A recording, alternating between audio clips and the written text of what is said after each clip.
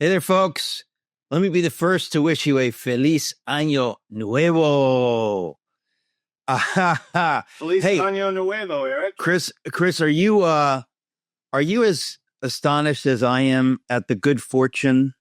Because we don't believe in God, so I want to just put it as secularly as possible. The good fortune that we've had already in the new year, Chris. You must be amazed. You're a Cuban American. That's right. I am a Cuban American. It's been amazing. I think it's kind of like when you go to a baseball game and the buddy in front of you in the lineup just hit a home run and you're just getting really excited. You're on deck. And I feel like as a Cuban American, I'm on deck waiting for, It's going to happen. the operations. I've got some New Year's predictions. Yeah, what's that? I think Mayor Mamdani is going to be the governor or viceroy of Greenland. Wow. Yeah, a lot of crazy stuff is happening. A lot of crazy. That was like 5 leapfrogs ahead of what I want to talk about today. It's so crazy. First of all, let me frame things a little bit.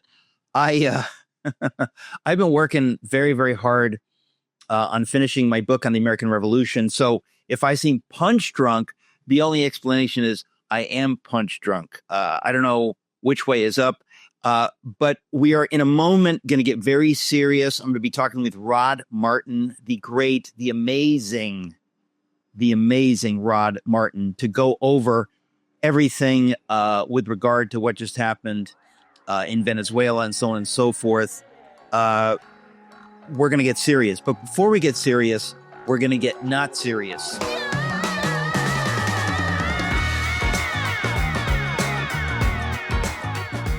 So, Chris, let's talk about where do we start? I mean, there's a lot. I've been posting some stuff on Twitter, on X. I posted somebody on a text. A good friend of mine sent me a little meme of Venezuela's national bird, and I tried to figure out who made it or whatever, but it was so brilliant. I just put it on my X account, and it has had already 4,000 retweets. It is, maybe we'll get it up on the screen here. I don't know. But there's so much craziness that you really don't know where to start. I mean, number one, let's start here. The extraordinary extraction. I like the words, like a word enters the vocabulary. Suddenly we're calling it an extraction. There's an extraction of Maduro. Let's talk for a minute about this. Maduro, I think we get confused sometimes. You see pictures of people. He is one of the most evil men on planet Earth. I mean, imagine if some nasty person broke into your home and raped your children. How would you feel toward that person? Maduro is that guy. He has done things so wicked, I wouldn't even talk about it on this program. He is an evil, evil person. And he is now in U.S. custody in the city where I'm sitting right now, in New York City. He is in custody. By the time this airs today, he will have been arraigned, or I don't know, pick some term. But this is huge news. But it's huge news on so many levels. You really don't know where to start. The idea that Donald Trump, a real leader, a leader like we've never seen in our lifetimes, any of us. I mean, even Reagan cannot compare to Trump. He seems to have a sense of what he can get away with. He seems to understand that America is tremendously powerful. We are a force for good. The only reason we've been given the great power we have as a nation by God is to use it for good. And he seems to have a freedom about doing that that's fascinating. So, Chris, I don't know, but you and I were talking about some stuff earlier. Yeah, I mean, it's amazing. There's so many layers to what's happening. There's a whole, connection of Venezuela to the 2020 election that we should probably talk about with that people are. We're going to get into all the serious stuff with Rod Martin in 2 seconds. But I think that's what's so fascinating is that there's so many pieces to this. Yeah. That here you have, I mean, let's sum it up. Venezuela has been the launch pad for evil in our hemisphere. So China, Russia, Iran, Hezbollah, anybody, you name it. Anybody with power and money who wants to harm the United States or wants to make a ton of money at the expense of the United States or under the nose of the United States. Come down to Venezuela and they got an open door for you. And it is absolute wickedness. And the reason this is an America First thing is because who has suffered? America has suffered. We can break that down. But the people of Venezuela have suffered horribly, so horribly. In case you want a metric, 8 million of them have left since communists took over. 8 million of them have left. It's so bad that 8 million of them have left the country. So I remember years ago, CNN was bringing stories when the emigration out of Venezuela was particularly bad, highlighting in Colombia how a lot of the Venezuelan refugees in Colombia were forced into prostitution and other terrible situations just to survive. So the misery, that's the thing that people don't understand about communism and the slope from socialism and the communism, is that it's all about sort of spreading the misery around. Like nobody's actually any better. People are just, the thing that is distributed. They talk about redistribution of wealth. It's really should be called redistribution of misery, because that's in practicality what happens. So as a Cuban American, I visited with a church group to Cuba 25 years ago. And I was told by some of these families that we met with that were in the churches there that if they had a loved one who was a doctor, that it was not uncommon in Cuba to wake up and your loved one was not there in the morning. They had been taken against their will to Venezuela to serve, in indentured servitude for a couple of years as a doctor in Venezuela that was short on doctors. And then the Cuban government would get, free TV, TVs and oil in exchange for these people. So, I mean, imagine that. It's just a level of evil that, on the upside, the installation of Mamdani, what is funnier than to have this 33-year-old jughead? I mean, he's a child. He's never had a job that his mommy didn't give him. This is true. It's the most, it's a level of lunacy that you really can't even get your head around it, that he would be, quote unquote, mayor of New York.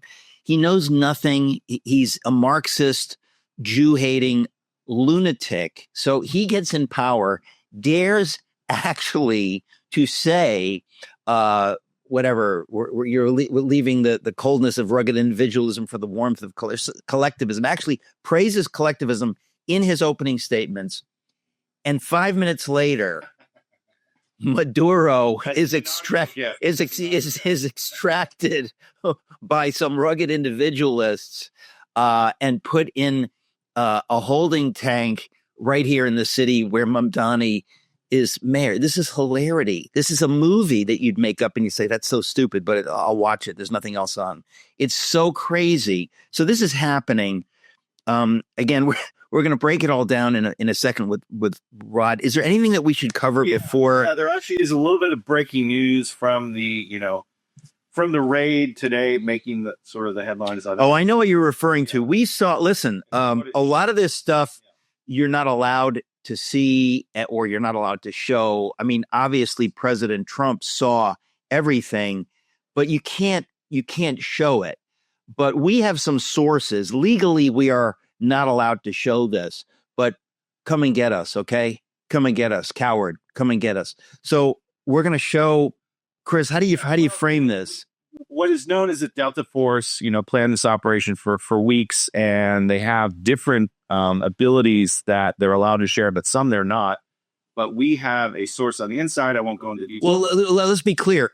Our forces work with people on the ground, with indigenous actors, quote unquote. And some of the most lethal indigenous, like ninja force actors in Latin countries are the abuelas. Right. Because so what we're hearing from our sources, there's a feared sniper who is known as the abuela, and apparently with this weapon that is from that part of the world, she's able to hit her target from any distance. Yeah, this is crazy. This is crazy, but we have the footage. Yeah. So here's the footage. This is kind of what pushed the raid over the line when Maduro saw that they had the abuela sniper as part of our force there. He gave himself up immediately. Yeah, but we're gonna play that. Yeah.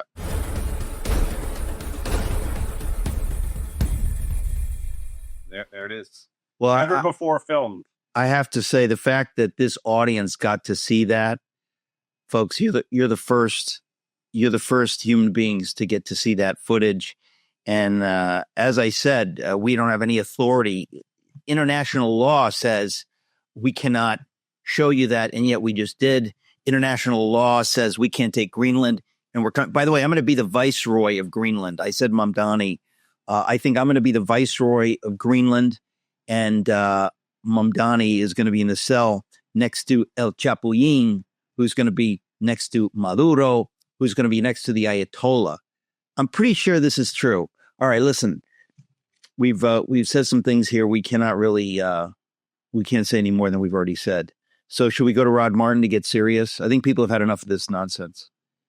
Let's do it. Okay, folks, we're going to go to Rod. Should I mention?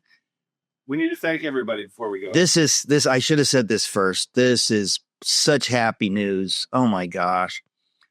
We, as you know, we work with CSI, Christian Solidarity International, to free slaves in Sudan. Folks, God bless you who have participated in this. We've had such a spectacular response. Even I've been surprised. What a happy response. This is because of you, whoever you are. God bless you. This is real. This is beautiful. Thank you for participating. If you haven't yet done it, you can go to ericmetaxas.com and the banner will come up for CSI. It'll be up for another week or so. If you haven't done this, you want to jump on this. This is an unmitigated good that you can do. You can free a slave in Sudan right now. These are usually almost always Christians who've been enslaved by radical Muslims. And you can do something about it. Go to ericmetaxas.com. Check it out. We'll be right back with Rod Martin. Hey there, folks. As hard as it may be for us to believe, especially if we're in America, there are people in other parts of the world who have literally been enslaved because of their faith in Jesus Christ. Some of them for decades. Hundreds of thousands of them have been persecuted and enslaved in the Sudan. Together, right now, we can literally buy their freedom and save the lives of some precious brothers and sisters, give them the joy and hope we celebrate so freely. For only $250, you can provide life-saving aid this Christmas. You can buy a believer's freedom and provide them with much-needed food, a goat, and other necessary goods for their survival. Brothers and sisters enslaved and fearing for their lives, just $250. Maybe you can give more. Maybe you can just give a portion of that. Every gift helps. Imagine buying the freedom of a fellow Christian believer. You can do it. Call 888-253-3522, 888-253-3522. Christian Solidarity International provides life-saving resources for persecuted Christians for almost 40 years, 888-253-3522, or go to ericmetaxas.com and click on the banner. You'll see it, ericmetaxas.com. Click on the banner. Please give someone the gift of getting their life back. Provide life and freedom for someone right now. God bless you. Folks, welcome back. Okay, we're going to get very serious right now. I have Rod Martin of the Rod Martin Report on with me. Rod, what can you tell us about the extraction we did of Mamdani from a bunker in Greenland? Or am I getting the details? Well, that would be nice. The operation in Caracas was flawless. Could not have gone better. We lost 0 lives to capture one of the major drug kingpins of the world. And we have to understand Venezuela that way. It started out as a socialist nightmare, and it turned into a cartel that had captured a country, of which Maduro was the head. And, Delta Force goes in, nabs him without a single life lost. But wait a minute. If we had done this properly and gone to Congress, there would have been many lives lost because it would have been leaked. Yes. Right? Yes. Thomas Massey was on X this morning complaining about exactly that. And, I just marvel at this. First of all, if this were a war, which it isn't, but if it were, the War Powers Act is quite clear that the president has 48 hours to notify Congress after hostilities commence. So everybody pretending that he did something wrong here with regard to Congress is just smoking crack. It's ridiculous. Second, he doesn't need a declaration of war to execute an arrest warrant. And that arrest warrant was sought by the Biden Justice Department. Maduro and his wife were indicted by a U.S. grand jury under the Biden administration, and it was Biden's team that withdrew from him any diplomatic immunity, making this arrest possible. Okay, the so only the question, same Democrats who thought that was great are horrified once Trump actually does something about it. I'm gonna play the role of George Stephanopoulos and ask some questions here. So what I don't understand, not that I particularly care, I just ask this because I trust Trump, I trust this administration, but I think there are certain questions that often aren't addressed or clarified. Obviously, when we make an arrest, we can make an arrest anywhere within the United States, but to go into another country, I can see how people would get confused about that. Well, they can get confused, but they need to read the law. I mean, you may disagree with U.S. law, as many people do on many different points, but the law is very clear. We absolutely have the right to do any such thing because the crimes committed were against the United States and against United States citizens. So we really don't care if Al Capone runs to South Africa. We're going to go get him. And Nicolas Maduro has been running the biggest drug smuggling operation that exists into the United States. Is it the only one? No. Should those other guys be concerned? Yes. Ask El Chapo. But it's not just drugs either. As you know, that's one piece of this. That's certainly the legitimacy of the arrest. But Maduro also is supplying tremendous amounts of oil to the degree that his socialist klepto state can still produce any oil. They're down about 80% in their ability to produce because they mismanaged their own infrastructure so badly. But that oil goes to Russia and China.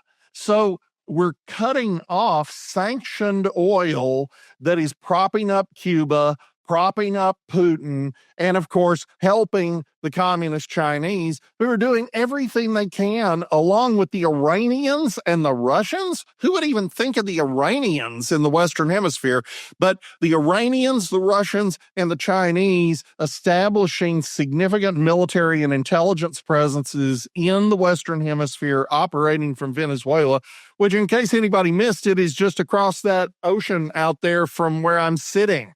So, we're not talking about something halfway around the world. We're talking about a 3 or 4 hour flight. And this has to be dealt with. The president dealt with it brilliantly.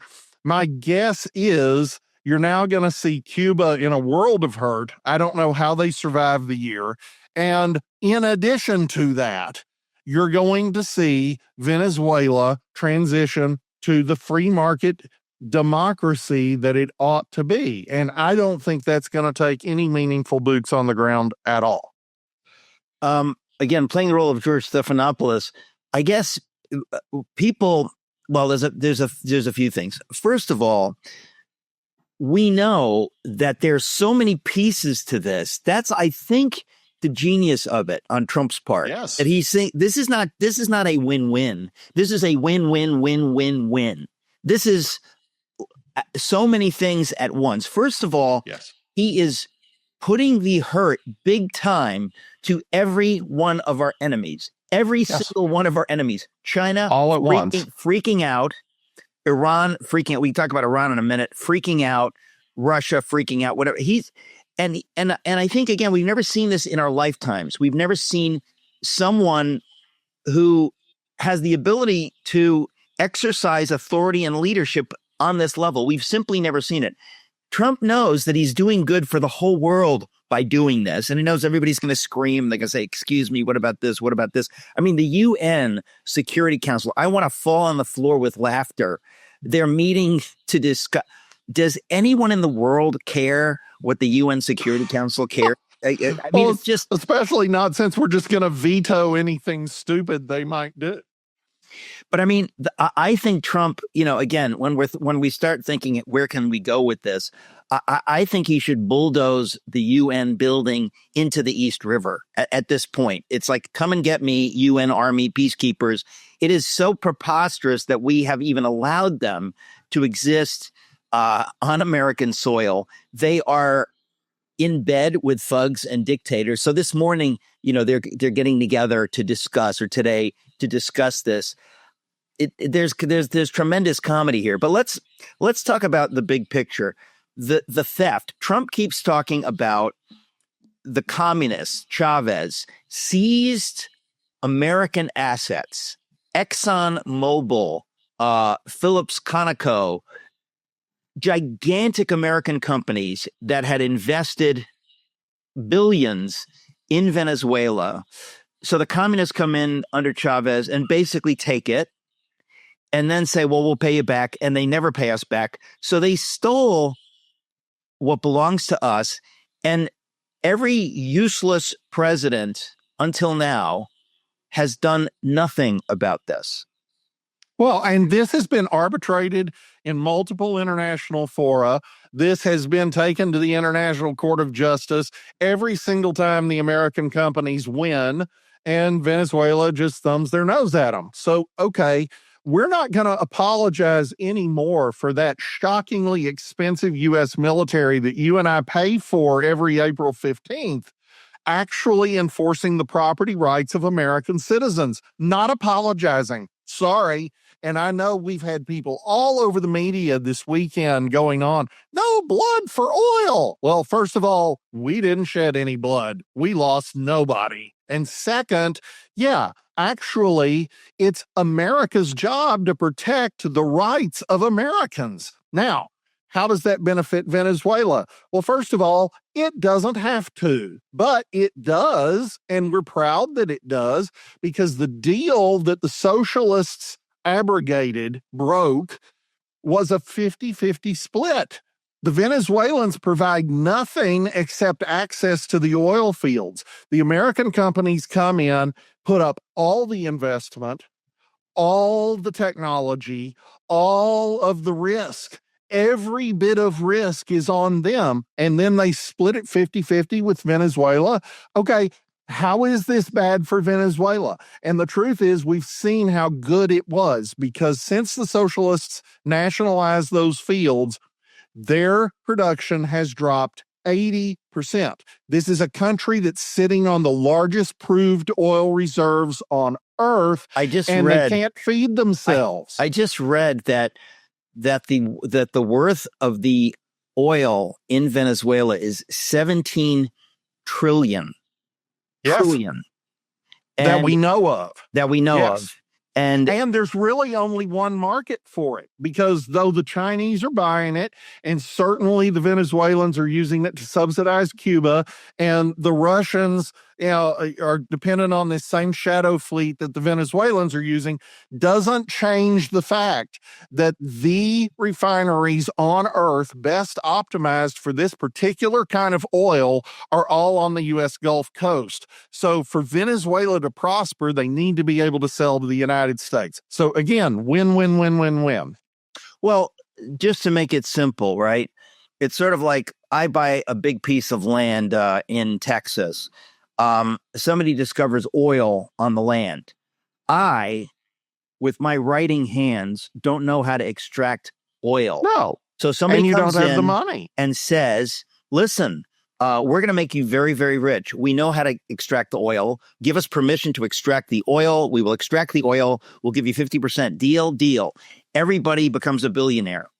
It's kind of simple. That's what if you were in Midland, you as the landowner would get 20% royalty. Venezuela was getting 50% royalty. There's no way this is unfair. This is not American companies exploiting poor third worlders. No, this was American companies making everybody rich together. And that's the essence of the Trump doctrine.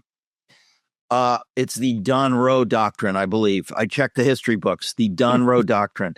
So yes. So the thing is that we I mean, again, you can understand that there's a history when you think about colonialism. I'm writing now about the British Empire and how they really did exploit the people of India. They exploited people. We know there's a history of power being used wrongly, of exploiting people. America is not in the business of doing that at present. I mean, the United Fruit Company or whatever it was, we have had a past where we've been guilty of some of that. I frankly do not believe that we would stand for it at this point. It's not 1950. It's 2026. We're not interested in exploiting people. What we're interested in doing is helping people get out of the poverty that comes to you when you're under a communist dictatorship. And enabling people to govern themselves. So I really do think, it's not like like Rubio's going to become the viceroy of Venezuela. Although they benefit from that. But the point is that, well, it's when people like Stephanopoulos is asking, so who's running Venezuela? Hey, let's be honest. You know who was running it a week ago? Nobody. It was just in free fall. And as all communist dictatorships are, nobody's running anything. It's like saying, who's running Somalia? Who's running it? Nobody's running it. It's just a bunch of criminals stealing when they have an opportunity.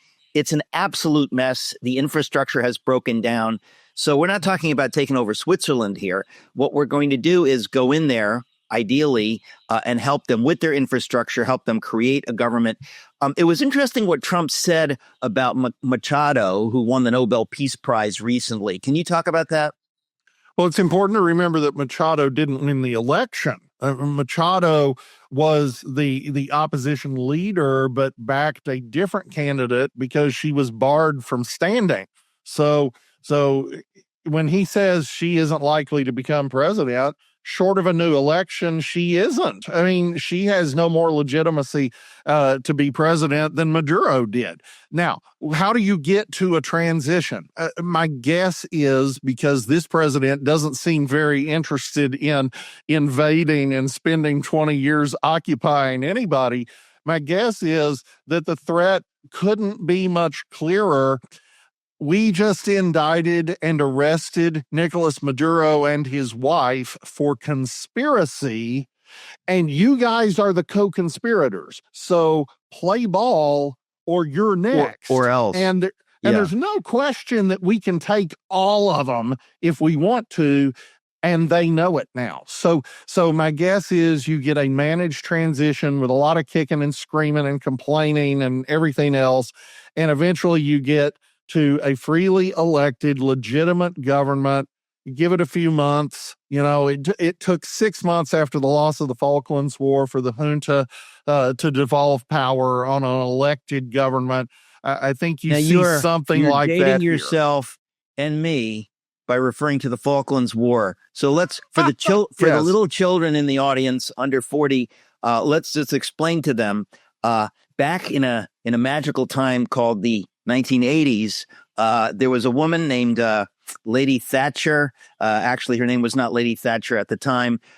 There was a President Reagan, and something happened in the Falkland Islands, they're off of Argentina. Am I right? Yes. Okay.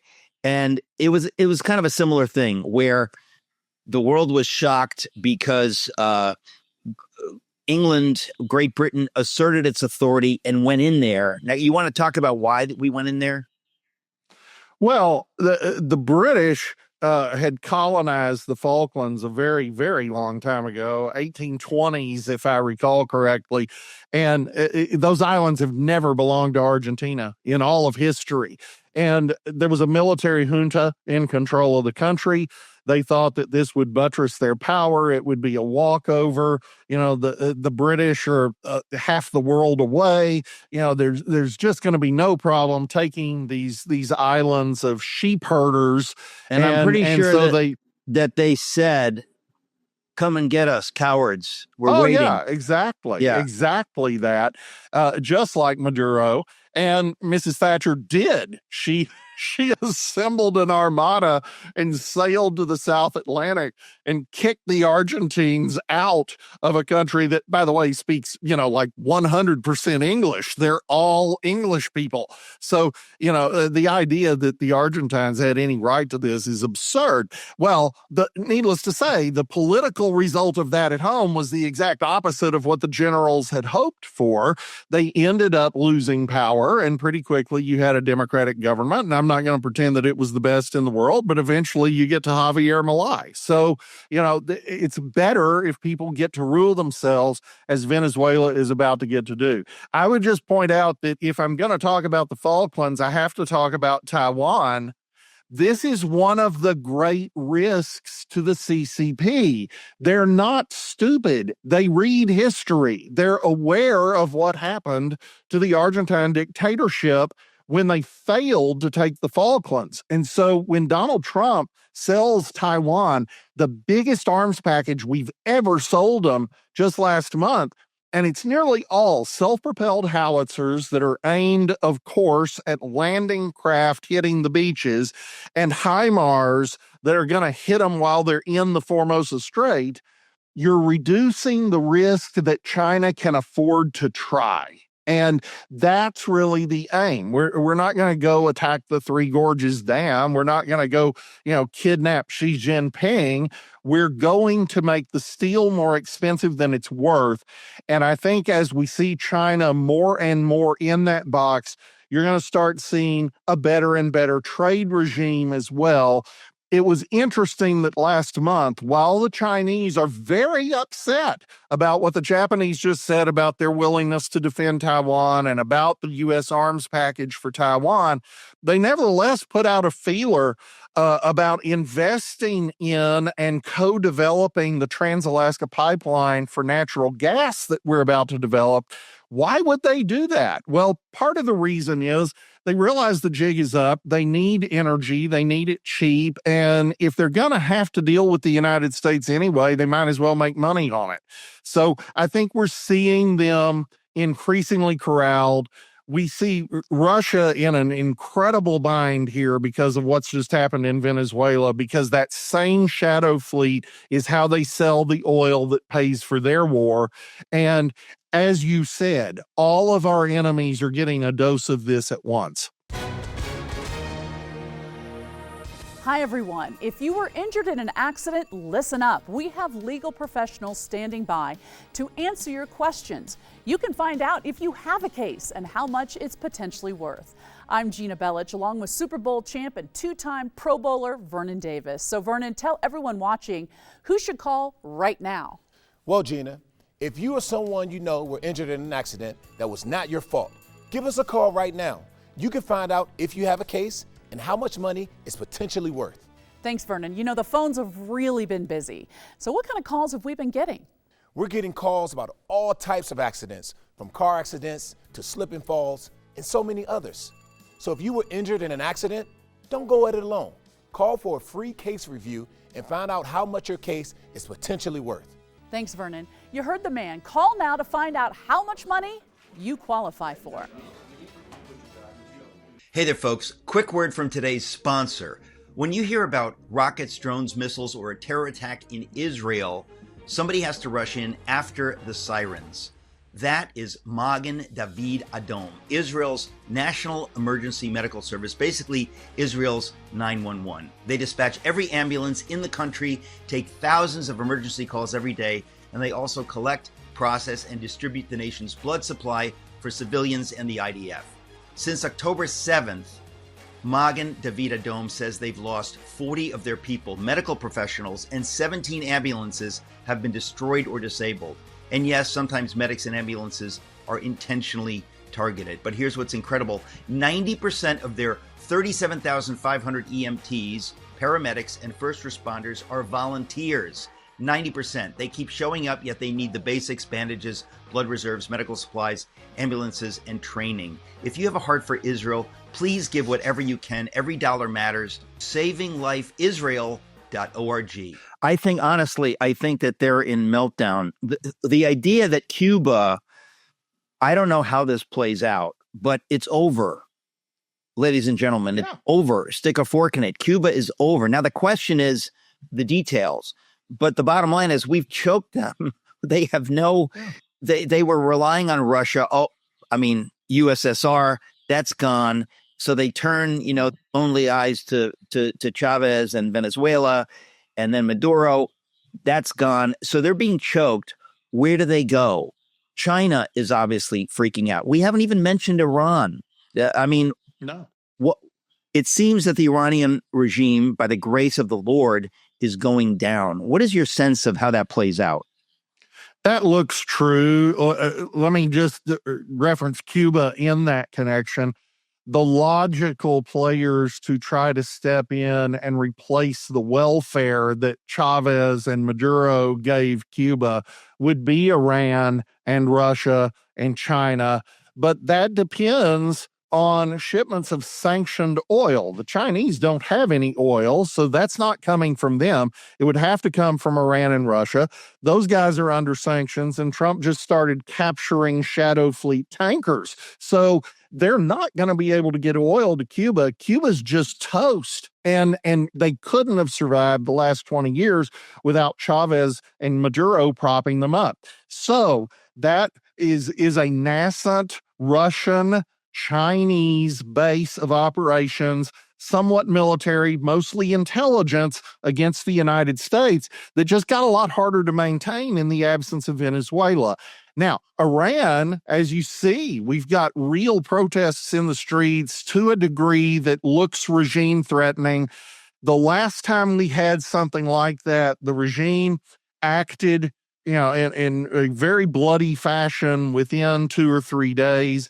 This has now been going on for a week, and they haven't acted, which suggests significant regime weakness.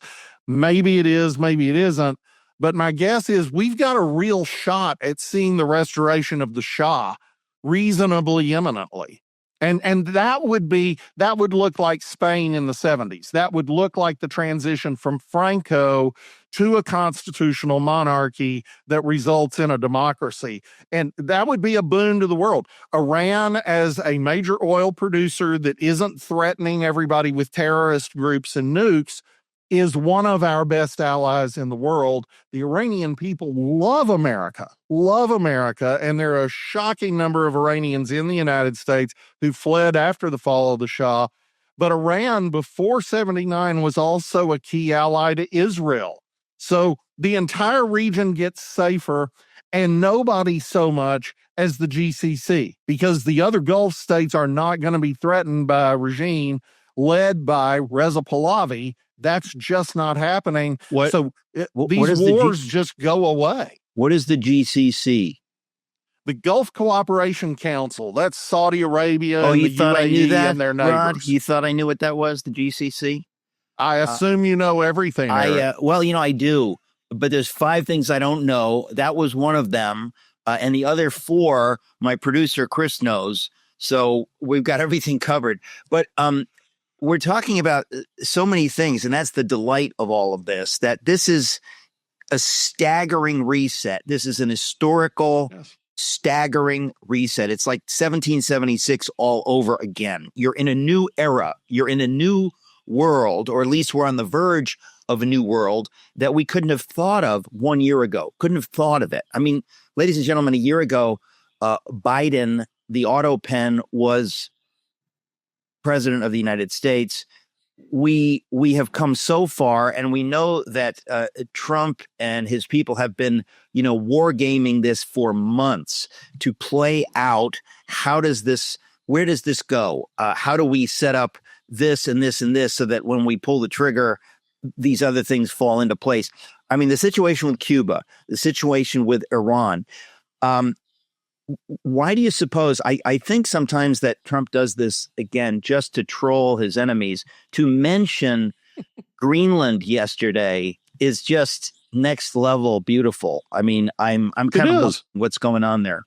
Well, the trolling aspect must never be discounted, but the president's dead serious about Greenland, and the blueprint for that is actually really good for all involved. It's even good for Denmark, even though they won't admit it, because Greenland costs them about $1 billion a year to get nothing. So it's much to their benefit not to have that problem. But we don't want to annex Greenland. And the president hasn't said this yet, but I assure you this is where things are going. The idea isn't for Greenland to be a state or a territory. The idea is for Greenland to become an independent country with a free association compact with the United States, just like what we have with Palau and the Marshall Islands. These are independent countries who get all the benefits of sovereignty and none of the costs. They don't have to have a military. They don't have to have embassies. They don't have to pay for any of that. America just takes care of it. So they're outsourcing their foreign policy because 3 people live there. And that's exactly Greenland's situation. There are 57,000 people in the entire Greenland area. So can they afford to have embassies in 195 countries? That's just absurd, and they're dependent on us for defense anyway. So we encourage them becoming independent. We sign a free association compact with them, as we have done with other countries, and they get their cake and eat it too. And we guarantee that the Chinese and the Russians don't get access to those resources or to those ports. Well, again, this is all like comedic on some level. I have to ask, what do you think the Macrons in France, the German Starmer in the UK, what do you think they are thinking today?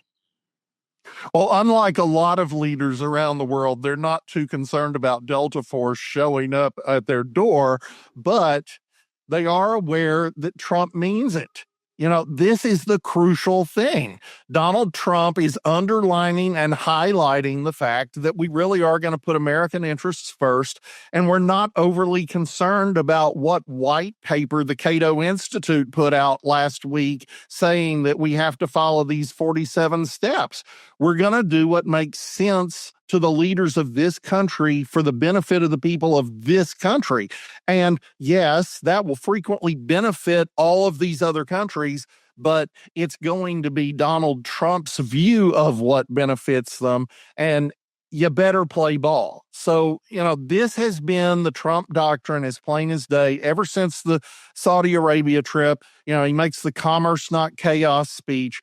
And that was all about, let's all be friends and work together and we can make each other rich.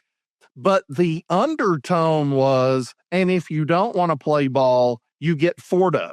And that's exactly what's happened. And that's what we just saw this weekend. You get what? Fordo, the bombing of the Iranian nuclear sites. The Iranians could have had a deal too. Maduro could have had a deal too. There was absolutely an effort to get Maduro to just leave the country, and I'm sure we'd have set him up in a villa on the French Riviera like we did Baby Doc Duvalier, and, all would have been well for him. But instead, he gets to be tried in a court of law in New York, and he's going to get convicted. And then we get to see, what does he really know about Smartmatic?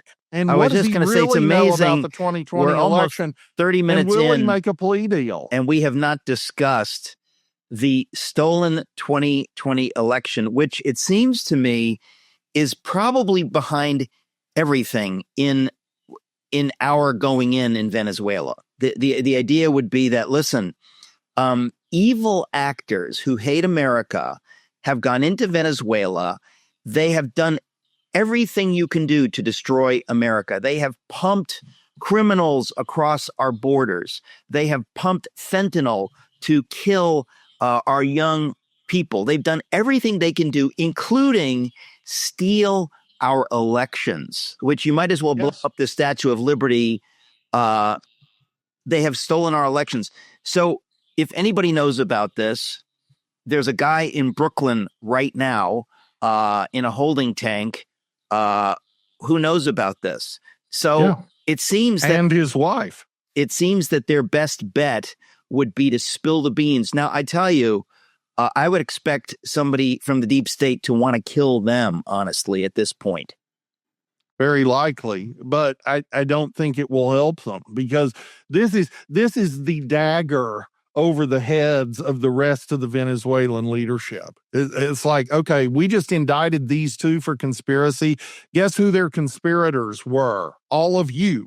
And we can arrest you and bring you to New York with them if you don't play ball. And I don't think Trump could have been any clearer on that point. So, the reality is Venezuela stole its own election. That's well established. Nobody disagrees on that. Keir Starmer doesn't disagree. Joe Biden doesn't disagree. Jimmy Carter didn't disagree. So we know what they did there, and we know how they did it. And a lot of that was applicable to what was done in 2020. And it's not just those two countries. This scheme has been employed in multiple countries around the world, and it has to stop. And nobody is more laser focused on that than Donald Trump. So the worst case scenario, if all of this is wrong-headed and we're just completely wrong about 2020, okay, do you really want voting machines all over the world that are filled with Chinese software? Because that's what we found. There's no question these machines are being operated from Beijing. So just ending that problem is good for the world. Do you think, I'm jumping here, do you think Comey and Brennan and company and Haspel are going to face justice with regard to all this? Because clearly they have involvement. Well, I do. And it's difficult if you approach it in a normal fashion, because many of the things they did weren't actually crimes. And many of the other things they did are out of the statute of limitations. So you've got this procedural problem that Kash Patel and Pam Bondi have to grapple with. Now, how are they going to do that? That's actually pretty simple. That's what Kash was telling you middle of the year about this grand conspiracy approach, which if you can establish the basics of that, you can indict all of these people for everything, because that goes back in time to whenever it began, involves everyone who was a part of it and every one of their acts. And the statute of limitations runs from when the last action of the conspiracy took place. So that investigation is going on before a grand jury in South Florida. We should be able to get a fair trial down there, unlike, obviously, the Eastern District of Virginia and certainly the District of Columbia. And so you've got a real shot at all of these people. It would not surprise me if part of the information they're looking for is possessed by Nicolas Maduro, and that's going to be an important part of the grand conspiracy investigation. We'll see, but I'm guessing that's true. So all the bad guys are sweating today, all of them. They should be, yes. Do you think Obama is sweating? He initiated the conspiracy. I mean, that was plain as day. And Tulsi Gabbard couldn't have made it plainer in her presentations on this.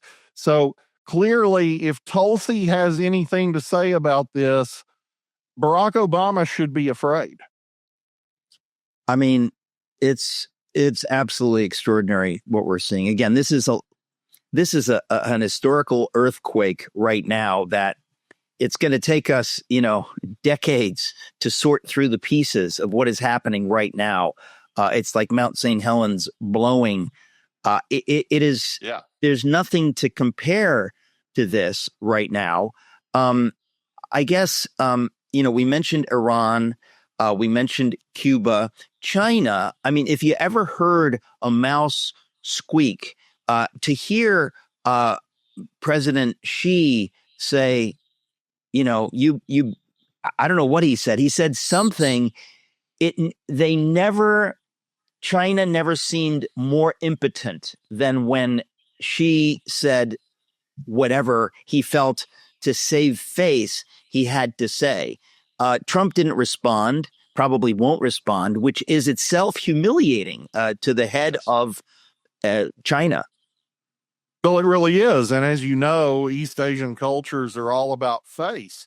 So this means more to them than it would to us. The reality is there's not really anything she can do. And we're in an environment where his range of action is being more and more curtailed by the day. That's why he was willing to accept 47% U.S. tariffs on Chinese goods while only charging the United States 10. You know, he didn't do that out of the goodness of his heart or because he's a bad deal maker. He did it because he didn't have a choice. The Chinese economy is built on exports. It doesn't function other than by exports. And we are the biggest import market on the planet. We're irreplaceable. There's no combination of countries that can possibly add up to even a major fraction of the United States when it comes to the need to export to us. So they're already in trouble there. It's just that they got a generation of American leaders to see that as China having power rather than the other way around. Well, Trump sees it correctly. We have created a monster. We have built a barbarous communist superpower for no good reason at all. And we've given them the means to develop the kind of military necessary to really turn that kinetic.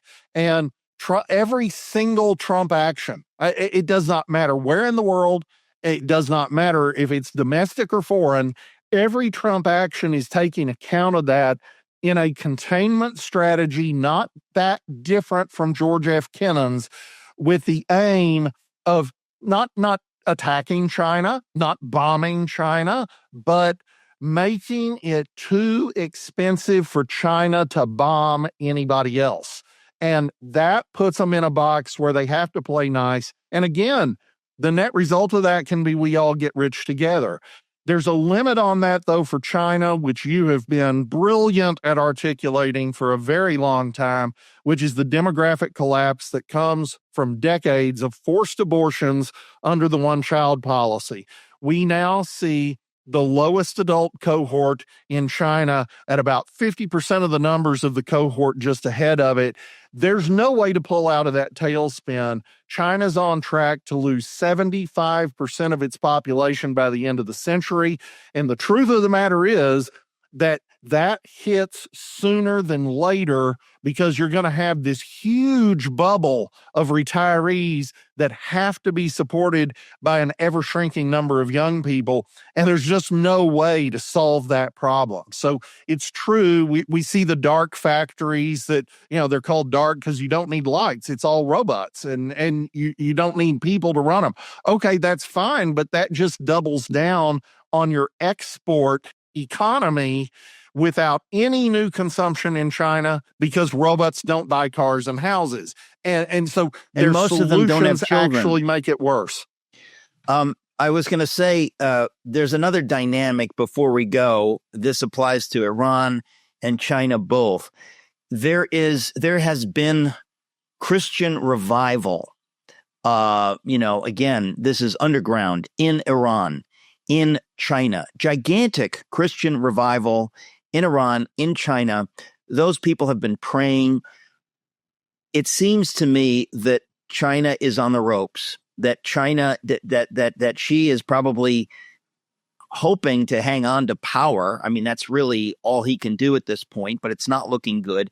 So I wouldn't be shocked if we see Christians emerge in Iran, in China. I don't know when this is going to happen, but I just have a sense that things are playing out along these lines because we don't have time to get into it right now. But ladies and gentlemen, in case you're wondering, the best of, capitalism, the free markets, the best of a free nation where people govern themselves, that all comes from Christian roots. There is no other way you get there. You cannot get there with the Enlightenment with some secular equation. You cannot get there, and you will not get there. And America came into being because of Christian faith. Our liberties, including religious liberty to not believe in the Christian faith, comes from the Christian faith.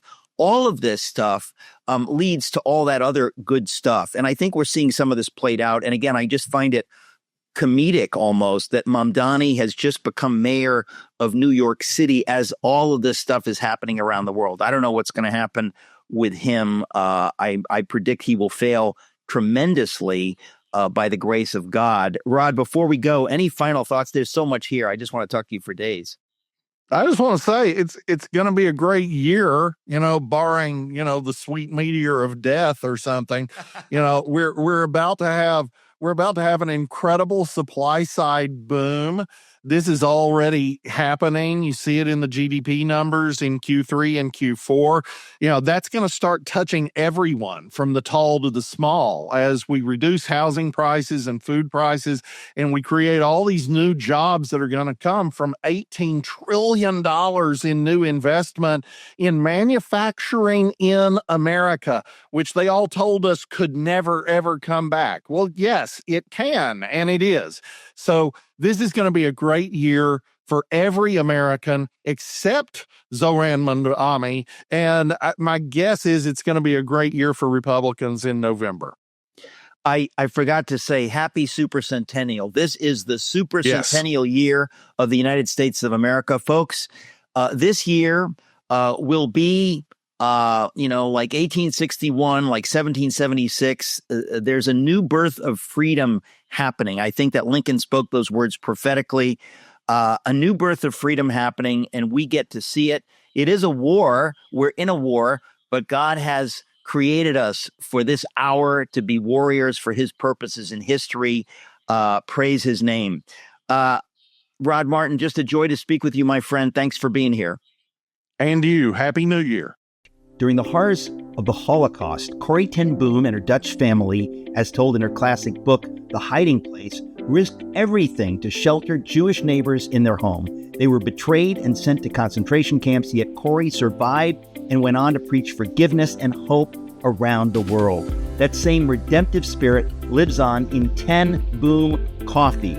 Working with Agro Cafe, an Israeli ag tech company, Ten Boom Coffee helps farmers around the world increase their harvests by 60%, improving both the quality of their beans and the quality of their lives.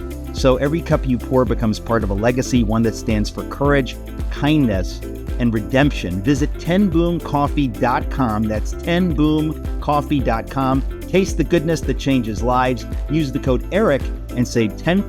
tenboomcoffee.com. Use the code ERIC. This Christmas, as we celebrate the Supercentennial coming up, Supercentennial 250th, there's no way, better way to support it than by supporting my friend, an American hero, Mike Lindell. He's one of the main sponsors on this program. He's the man behind My Pillow. He put his money where his mouth is. Some of you know this if you've watched the program. He stood up for the country.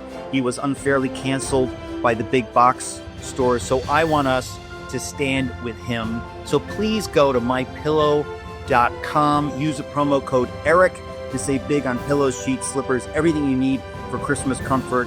You'll sleep great, save big, celebrate freedom with My Pillow. Mypillow.com. Use the code ERIC.